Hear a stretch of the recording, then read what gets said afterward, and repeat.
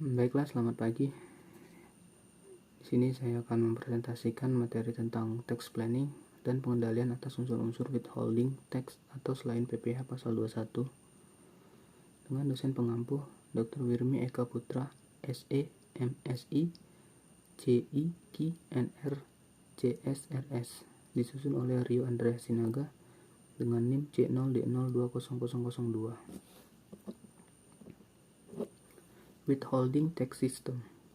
Sistem ini merupakan sistem perpajakan di mana pihak ketiga baik wajib pajak orang pribadi maupun wajib pajak badan dalam negeri diberi kepercayaan oleh peraturan perundang-undangan untuk melaksanakan kewajiban memotong atau memungut pajak atas penghasilan yang dibayarkan kepada penerimaan penghasilan.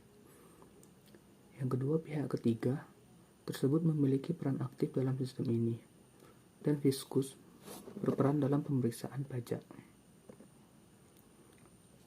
Withholding income tax merupakan pelaksanaan pemotongan dan pemungutan pajak penghasilan yang dibayar dalam tahun berjalan. Hal ini diatur dalam pasal 20 ayat 1 Undang-Undang Pajak Penghasilan atau Undang-Undang PPh sebagai berikut.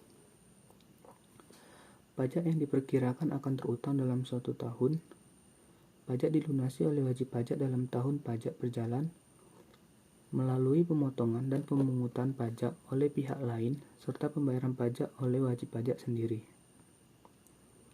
PPh yang termasuk dalam withholding tax yang pertama PPh pasal 21, yang kedua itu ada PPh pasal 22, yang ketiga ada PPh pasal 23, yang keempat ada PPh pasal 26, yang kelima ada PPh pasal 4 ayat 2,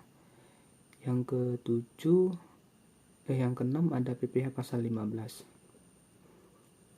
Identifikasi terhadap objek-objek withholding tax. Undang-Undang Nomor 36 Tahun 2008 yang mengatur tentang perubahan keempat atas Undang-Undang Nomor 7 Tahun 1983 tentang pajak penghasilan menjelaskan lebih lanjut setiap objek pajak secara terperinci. Objek pajak PPh pasal 4 ayat 2. Yang pertama, bunga deposito dan jenis-jenis tabungan, sertifikat Bank Indonesia atau SBI, dan disko jasa giro. Yang kedua, bunga simpanan yang dibayarkan oleh koperasi kepada anggota masing-masing dengan tarif sebesar 10%, sebagaimana yang telah diatur dalam pasal 17 ayat 7 dan turunannya Peraturan Pemerintah Nomor 15 Tahun 2009. Yang ketiga, bunga dari kewajiban. Yang keempat, dividen yang diterima oleh Indonesia wajib pajak orang pribadi. Yang kelima, hadiah lotre atau undian. Yang keenam, transaksi deviatif dalam bentuk berjangka panjang yang diperdagangkan di bursa. Yang ketujuh, transaksi penjualan paham sendiri dan saham non-founder atau bukan pendiri.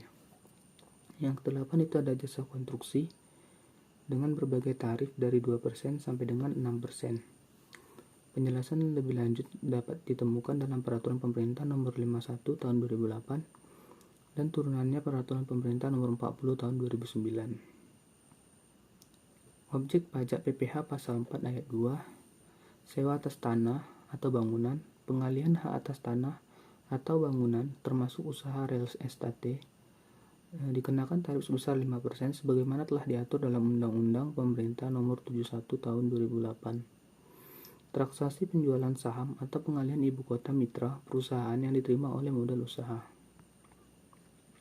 Objek pajak PPh pasal 15. Yang pertama, PPh pasal 15 atas charter penerbangan dalam negeri yang menjadi objek pajak yaitu semua imbalan atau nilai pengganti berupa uang atau nilai uang yang diterima dan diperoleh wajib pajak berdasarkan perjanjian charter.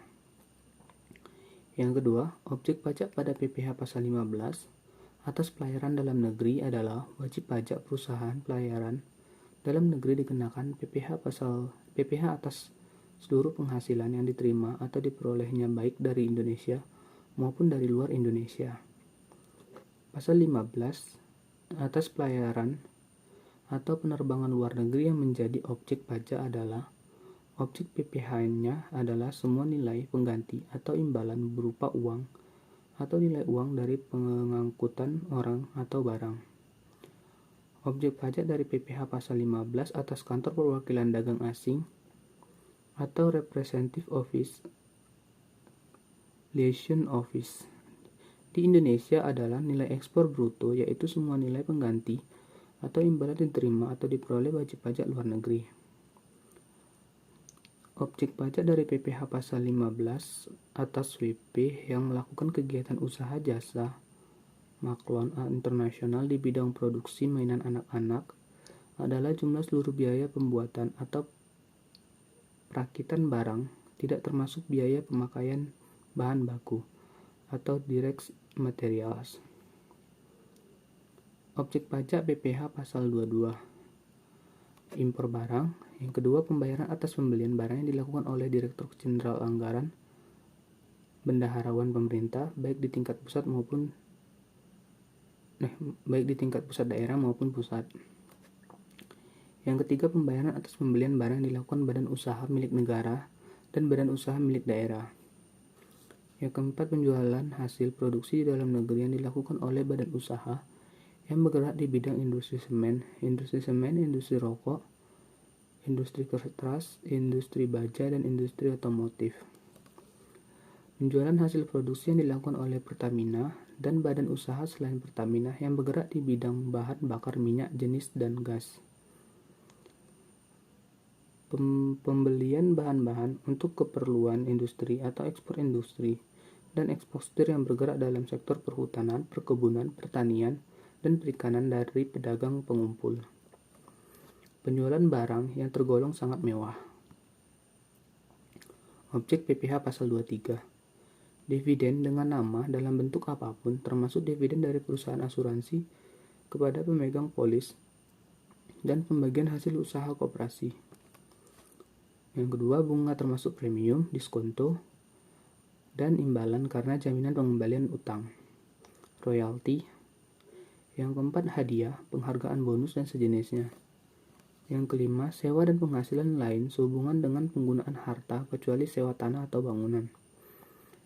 Imbalan sehubungan dengan jasa teknik, jasa manajemen, jasa konstruksi, jasa konsultan, dan jasa lain selain jasa yang telah dipotong.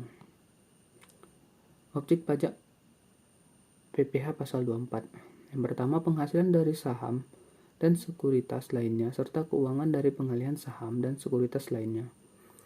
Yang kedua, penghasilan berupa bunga, royalti, dan sewa sehubungan dengan penggunaan harta bergerak.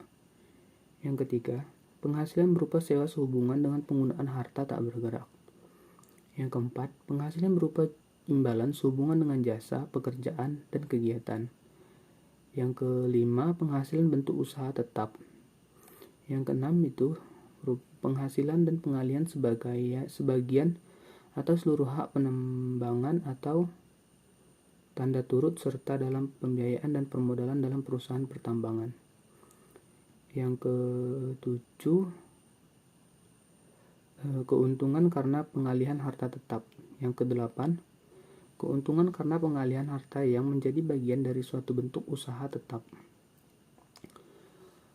Objek pajak pasal 26. Dividen, bunga termasuk premium, diskonto, dan imbalan sehubungan dengan jaminan pengembalian utang, royalti, sewa, dan penghasilan lain sehubungan dengan penggunaan harta, imbalan sehubungan jasa, pekerjaan, dan kegiatan, hadiah, dan penghargaan, pensiun, dan pembayaran berkala lainnya, premi, keuntungan karena pembebasan utang. Penghasilan dari penjualan atau pengalihan harta di Indonesia. Yang ketiga, premi asuransi yang dibayarkan kepada perusahaan asuransi luar negeri. Yang keempat yaitu merupakan penjualan atau pengalihan saham antara yang didirikan atau bertempat kedudukan di negara yang memberikan perlindungan pajak yang mempunyai hubungan istimewa dengan badan yang didirikan atau bertempat kedudukan di Indonesia atau bentuk usaha tetap di Indonesia. Yang keempat, penghasilan kena pajak sesudah dikurangi pajak dari suatu bentuk usaha tetap di Indonesia, pajak sebesar 20%, kecuali penghasilan tersebut ditanamkan kembali di Indonesia, yang ketentuannya diatur lebih lanjut dengan atau berdasarkan peraturan Menteri Keuangan. Rekonsiliasi objek pemotongan PPh potong atau dipungut. Rekonsiliasi objek PPh potong pungut bagi perusahaan selaku pihak yang dipotong. Ini ada caranya, yaitu perusahaan dapat melakukan rekonsiliasi objek PPh potong pungut berdasarkan bukti potong yang diterima dari pelanggan dengan penghasilan yang dilaporkan dalam SPT tahunan, PPh badan atau audit raport laporan keuangan. Lakukan rekonsiliasi objek pemotongan PPh potput. Rekonsiliasi objek PPh potput bagi perusahaan selaku pemotong. Yang kedua, rekonsiliasi objek PPh potput bagi perusahaan selaku pihak yang dipotong.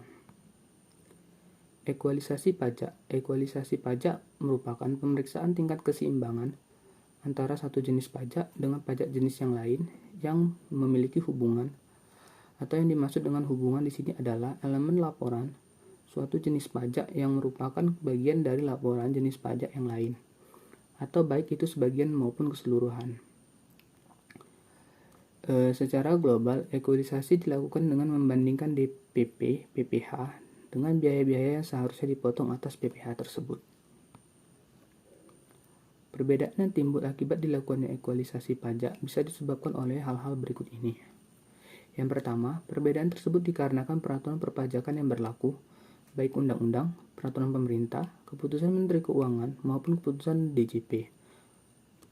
2. Adanya salah tafsir dalam pemotongan pajak penghasilan, misal, adanya kesalahan pengelompokan biaya atau adanya biaya yang memang tidak dipotong, namun masuk ke biaya yang seharusnya dipotong.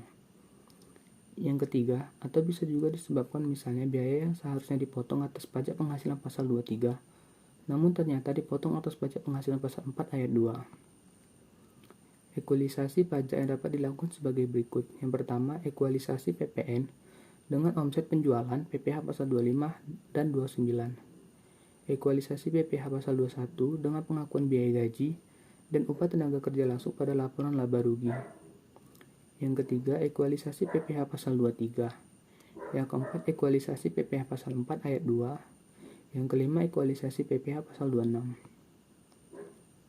Baiklah, terima kasih. Sekian dari presentasi yang dapat saya sampaikan. Saya ucapkan terima kasih dan selamat pagi.